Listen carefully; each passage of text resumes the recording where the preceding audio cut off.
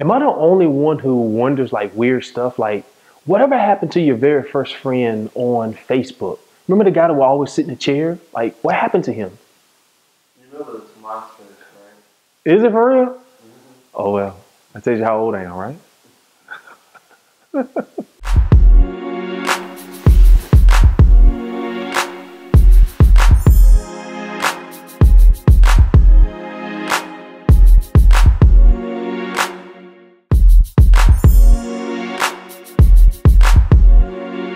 Hello, this is Vincent K. Harris, and you are watching Vince on Business, the place where we take ideas to execution. And of course, today is Your Problem, My Solution Wednesday.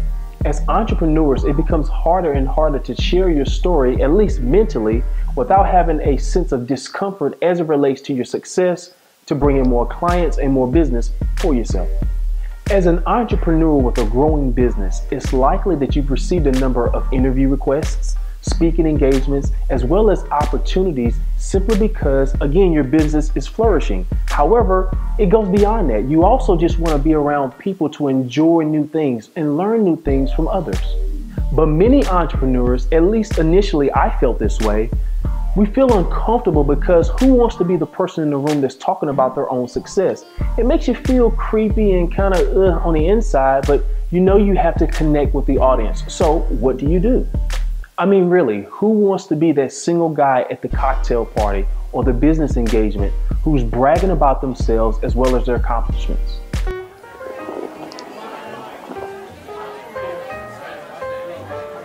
Oh, hi.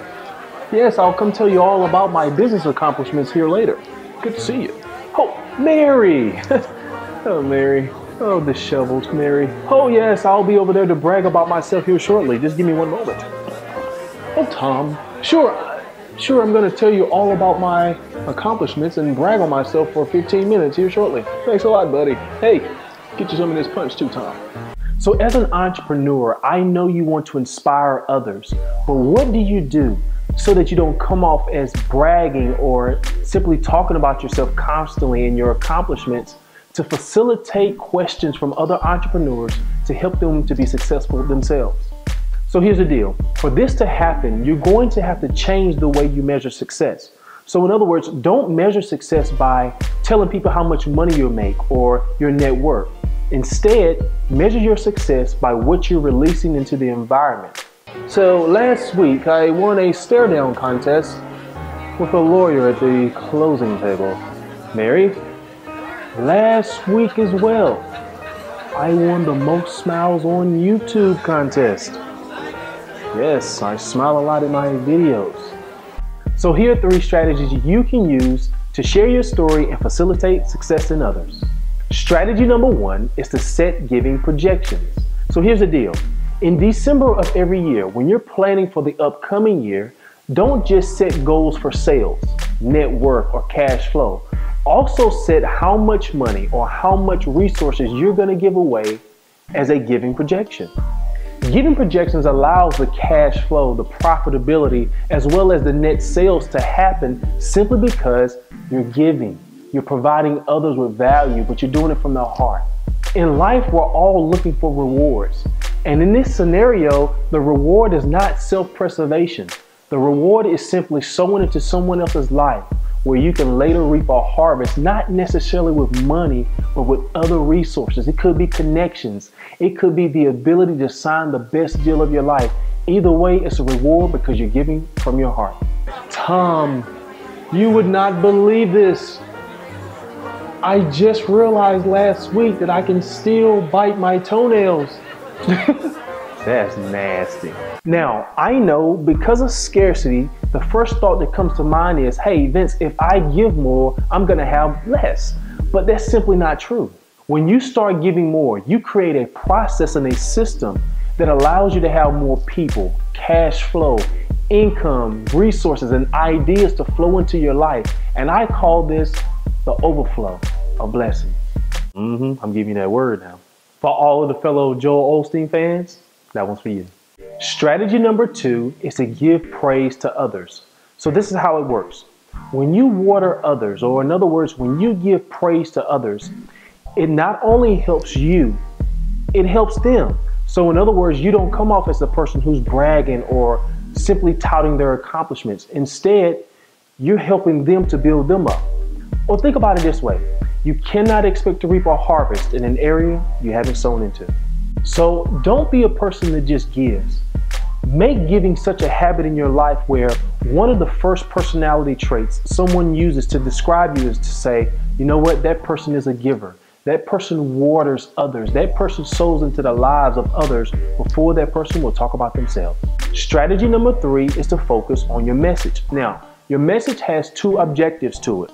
Objective number 1 is to make sure when you're talking, you do not set off fear alarms.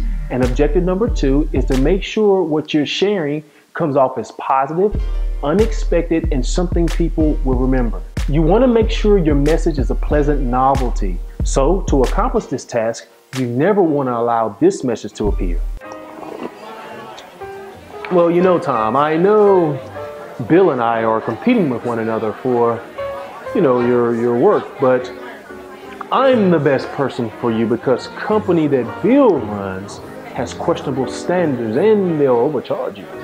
The alternative approach is to begin with the words I help, then fill in the remainder of your message. Now, the words I help eases the person's mind and it shows that you're a problem solver, so they're more likely to listen to what it is that you have to say.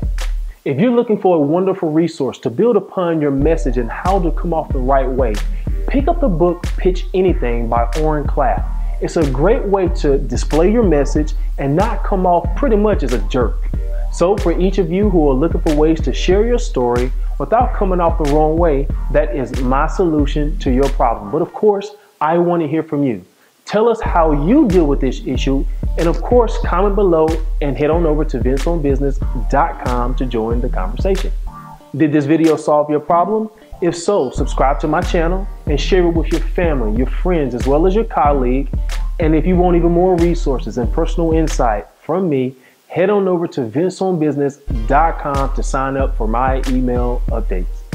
And remember, you are 2 people, the person you are currently and the person you were destined to become.